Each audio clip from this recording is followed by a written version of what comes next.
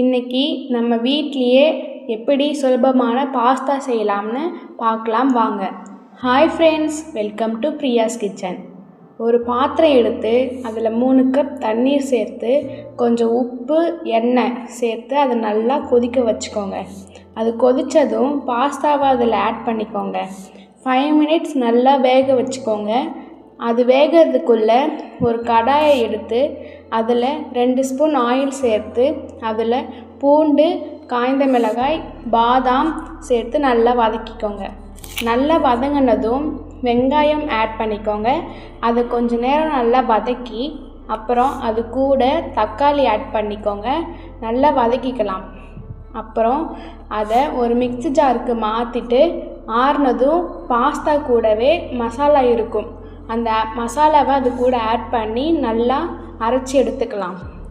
அதே வாணலில் பூண்டு சின்ன சின்னதாக நறுக்கி வச்சுருக்கேன், அதையும் சேர்த்துட்டு அதை நல்லா ரோஸ்ட் பண்ணிக்கலாம்.